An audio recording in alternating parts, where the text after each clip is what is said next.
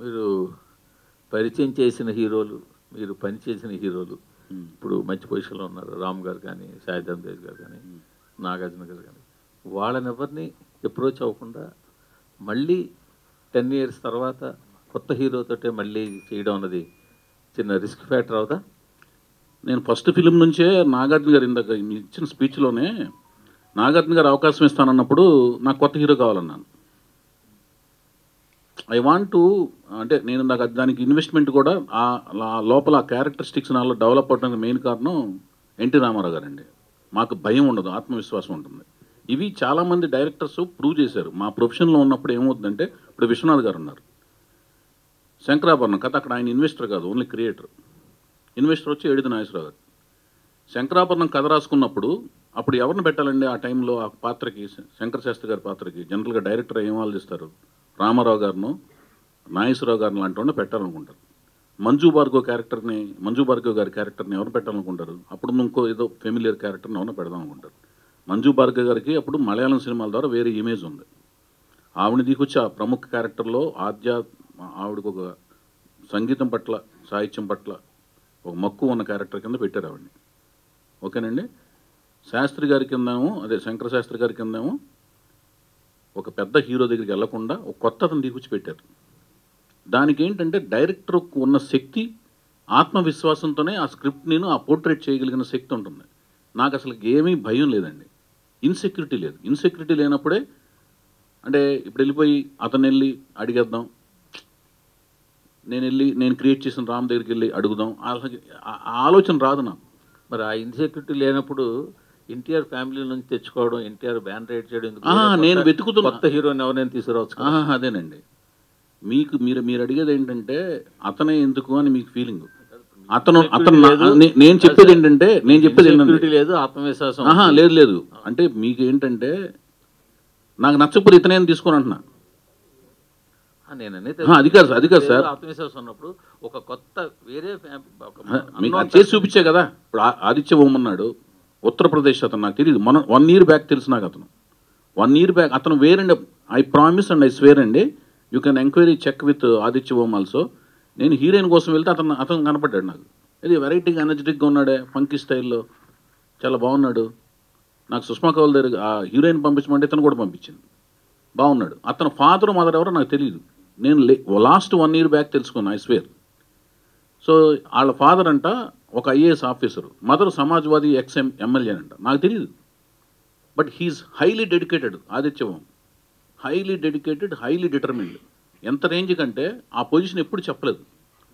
బాంబేలో ట్రైన్ ఎక్కి, నేను ఫస్ట్ ఫిలింకి అలాగే నేనేమి ఫెసిలిటీస్ ఇవ్వనండి, జస్ట్ ట్రైన్ ఎక్కి లీ ప్యాలెస్లో షూటింగ్, ట్రైన్ ఎక్కి రావచ్చాయి, బేగంపేటలో దిగిపో, డైరెక్ట్ షూటింగ్కి వచ్చాయి, ట్రైన్లోనే స్నానం చేసి వచ్చాయి, ట్రైన్లో స్నానం చేసి వచ్చాడు.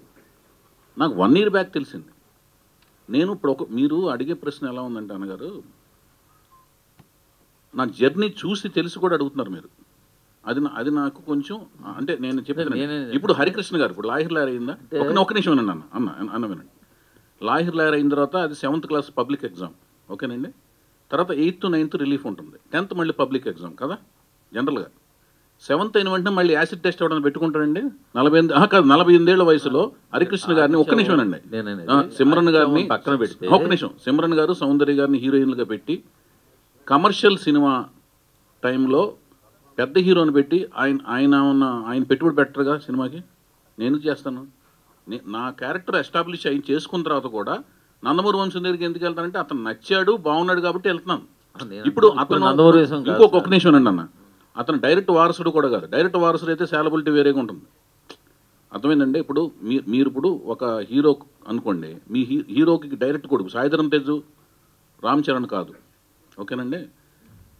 మన ఈయన పేరేంటి, ఇప్పుడు మేము పరిచయం చేసే అతను డైరెక్ట్గా ఒక హీరో గారు డైరెక్ట్ కొడుకు కాదు.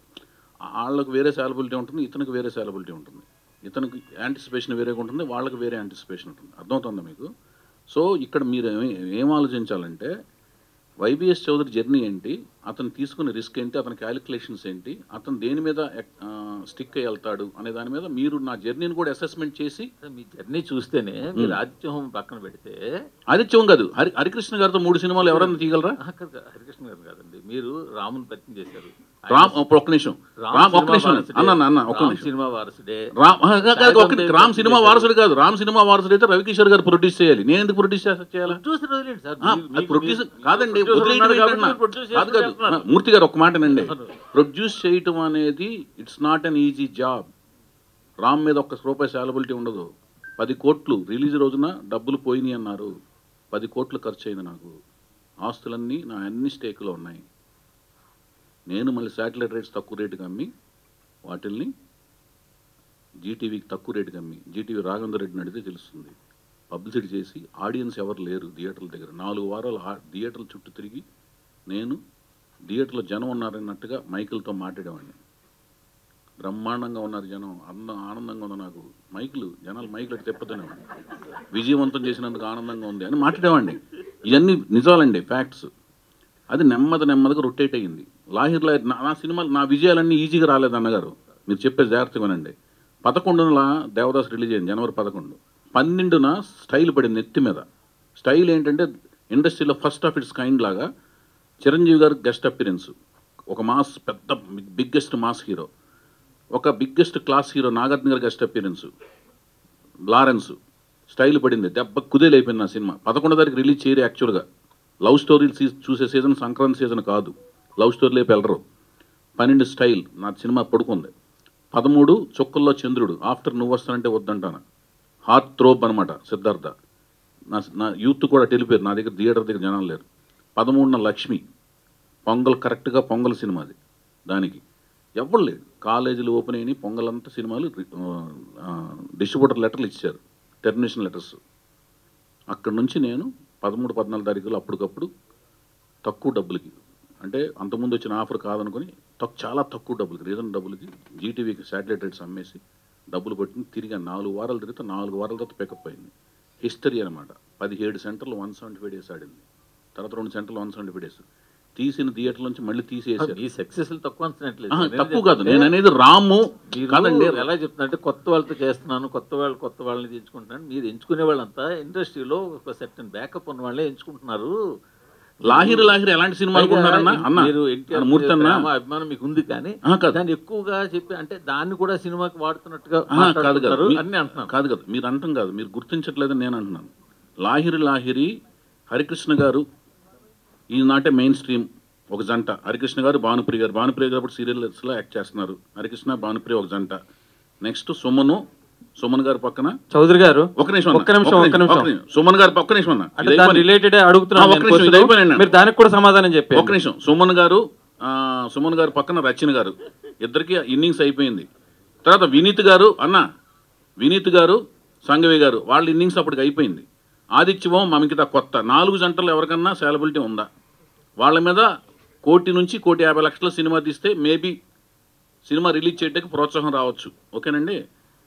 3,90,00,000 సినిమా తీశారు. నా సొంత అప్పటికి నా అపార్ట్మెంట్ తాకట్టు పెట్టాను. నా భార్య నగలు, మా మదర్ నగలు, మా అత్తగారి నగలు అన్ని రిలీజ్ టైంకి అన్ని స్టేక్లో ఉన్నాయి. ఆ రోజున ఇప్పుడు చెప్తున్నాను, మర్చిపోయాను అసలు విషయం. రామోజీరావు గారు థియేటర్ మీద ఎక్స్ప్లాయిటేషన్ మీద ఫైనాన్స్ చేయకపోతే ఈ సినిమా రిలీజ్ అయ్యే కాదు.